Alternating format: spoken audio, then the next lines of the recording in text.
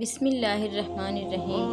ہرقل شاہ روم نے ان کے پاس قریش کے قافلے میں ایک آدمی بلانے کو بھیجا اور اس وقت یہ لوگ تجارت کے لیے ملک شام گئے ہوئے تھے، اور یہ وہ زمانہ تھا جب رسول اللہ صلی اللہ علیہ وسلم نے قریش اور ابو سفیان سے ایک وقتی عہد کیا ہوا تھا۔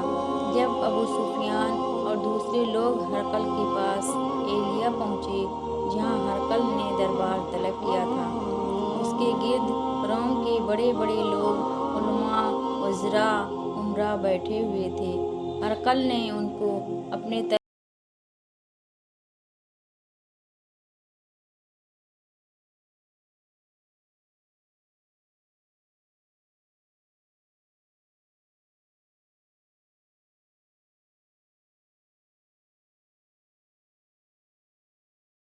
سفیان کو میرے قریب لا کر بٹھاؤ اور اس کے ساتھیوں کو اس کی پیٹھ کے پیچھے بٹھا دو۔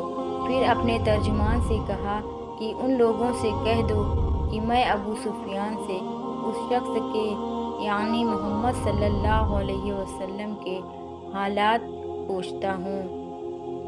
اگر یہ مجھ سے کسی بات میں جھوٹ بول دے تو تم اس کا جھوٹ ظاہر کر دینا۔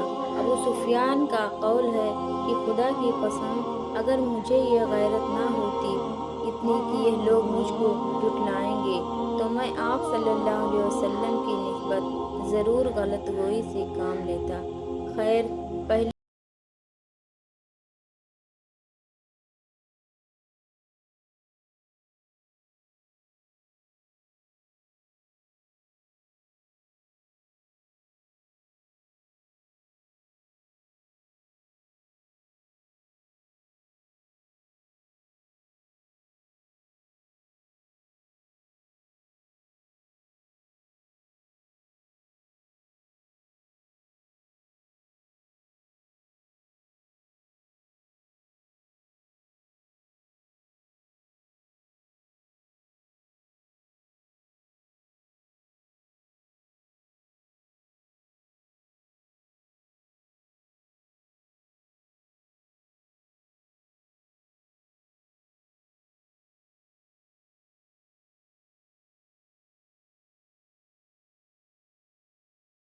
تم نہیں، وہ اس میں کیا کرنے والا ہے؟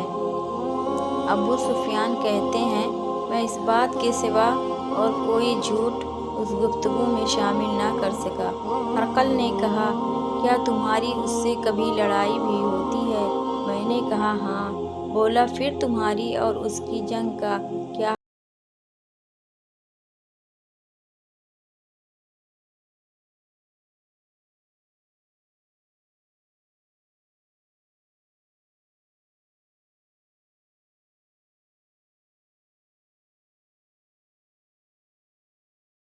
کی عبادت کرو اور اس کا کسی کو شریک نہ بتاؤ، اور اپنے باپ دادا کی شرک کی باتیں چھوڑ دو، اور ہمیں نماز پڑھنے، سچ بولنے، پرہیزگاری اور صلہ رحمی کا حکم دیتا ہے۔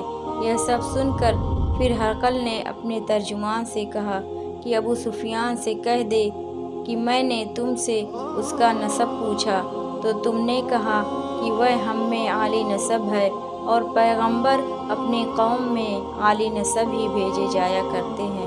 میں نے تم سے پوچھا کہ دعویٰ نبوت کی یہ بات تمہارے اندر اس سے پہلے کسی اور نے بھی کہی تھی تو تم نے جواب دیا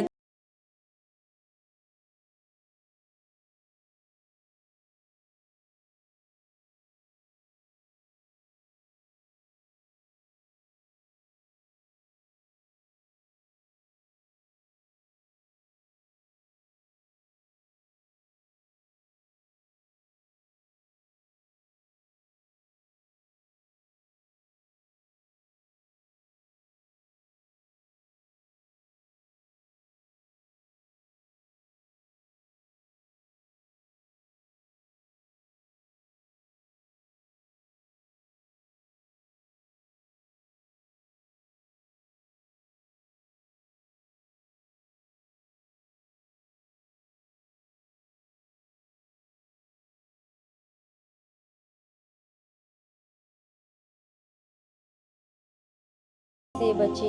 وہ اللہ کے بارے میں کیسے جھوٹی بات کہہ سکتا ہے؟ اور میں نے تم سے پوچھا کہ بڑے لوگ اس کے پیرو ہوتے ہیں یا کمزور آدمی؟ تم نے کہا کمزوروں نے اس کی اتباع کی ہے۔ تو دراصل یہی لوگ پیغمبروں کے متبعین ہوتے ہیں۔ اور میں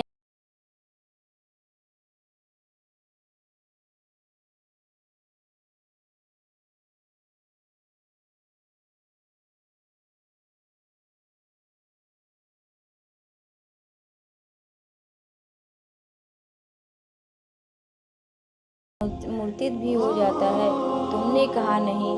تو ایمان کی خاصیت بھی یہی ہے، جن کے دلوں میں اس کی مسرت رچ بس جائے وہ اس سے لوٹا نہیں کرتے۔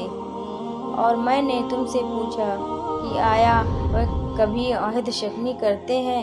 تم نے کہا نہیں۔ پیغمبروں کا یہی حال ہوتا ہے، وہ عہد کے خلاف ورزی نہیں کرتے۔ اور میں نے تم سے کہا کہ وہ تم سے کس چیز کے لیے کہتے ہیں؟ تم نے کہا کہ وہ ہمیں حکم دیتے ہیں کہ اللہ کی عبادت کرو، اس کے ساتھ کسی کو شریک نہ ٹھہراؤ، اور تمہیں بتوں کی پرستش سے روکتے ہیں، سچ بولنے اور پرہیزگاری کا حکم دیتے ہیں۔ لہٰذا اگر یہ باتیں جو تم کہہ رہے ہو سچ ہیں تو عنقریب وہ اس جگہ کا مالک ہو جائے گا کہ جہاں میرے یہ دونوں پاؤں ہیں۔ مجھے معلوم تھا وہ بڑے پیغمبر والا ہے، مگر مجھے یہ معلوم نہیں تھا کہ وہ تمہارے اندر ہوگا۔ اگر میں جانتا کہ اس تک پہنچ سکوں گا تو اس سے ملنے کے لیے ہر تکلیف کو گوارا کرتا۔ اگر میں اس کے پاس ہوتا تو اس کے پاؤں دھوتا۔ ہرقل نے رسول اللہ صلی اللہ علیہ وسلم کا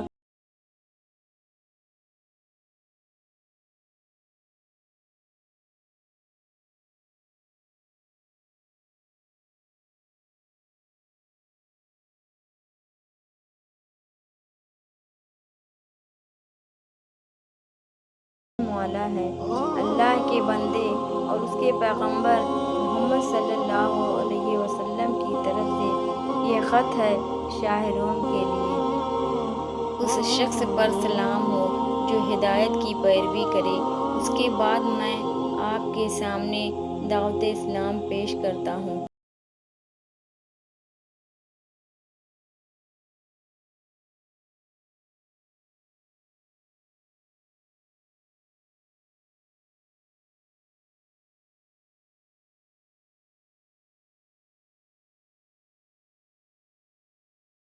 اے اہل کتاب، ایک ایسی بات پر آ جاؤ جو ہمارے اور تمہارے درمیان یکساں ہے، وہ یہ کہ ہم اللہ کے سوا کسی کی عبادت نہ کریں اور کسی کو اس کا شریک نہ ٹھہرائیں، اور نہ ہم میں سے کوئی کسی کو خدا کے سوا اپنا رب بنائے۔ پھر اگر وہ اہل کتاب اس بات سے منہ پھیر لیں تو مسلمانوں، تم ان سے کہہ دو کہ تم مانو یا نہ مانو، ہم تو ایک خدا کے اطاعت گزار ہیں۔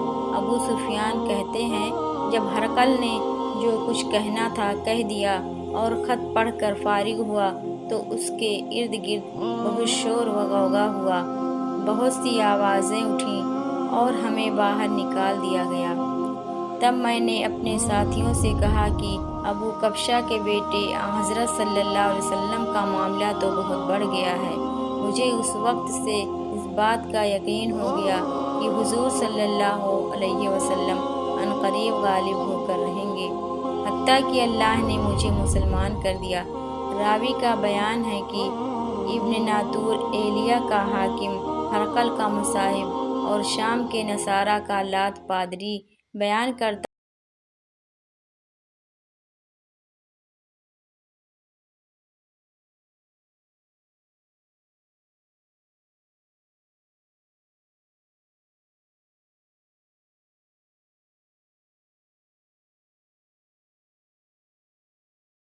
تھا۔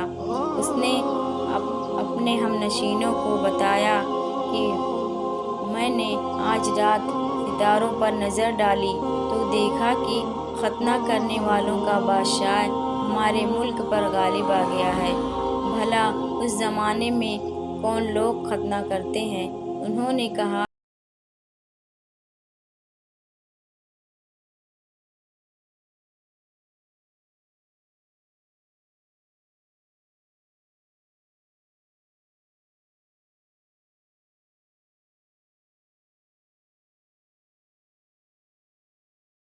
ایک آدمی لایا گیا جسے شاہ غسان نے بھیجا تھا۔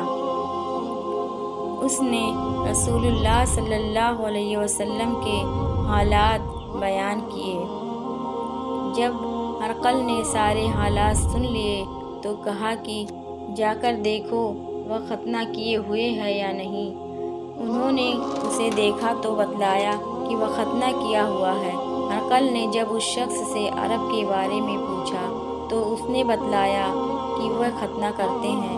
تب ہرقل نے کہا کہ یہی محمد صلی اللہ علیہ وسلم اس امت کے بادشاہ ہیں جو پیدا ہو چکے ہیں۔ پھر اس نے اپنے ایک دوست کو رومیہ خط لکھا اور وہ بھی علم نجوم میں ہرقل کی طرح ماہر تھا۔ پھر وہاں سے ہرقل حمص چلا گیا۔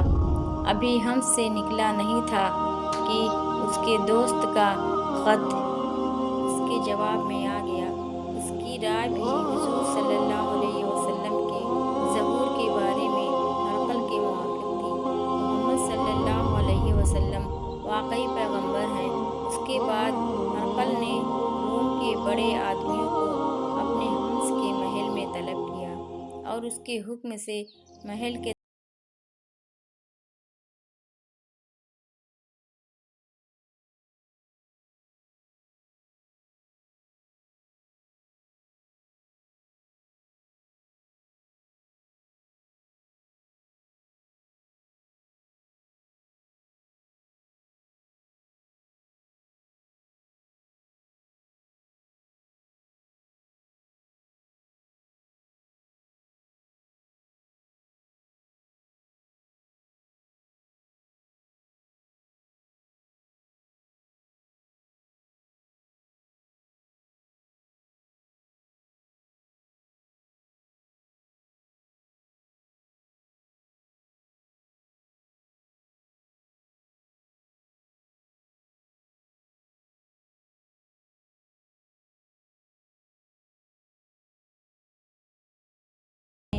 سجدے میں گر پڑے اور اس سے خوش ہو گئے۔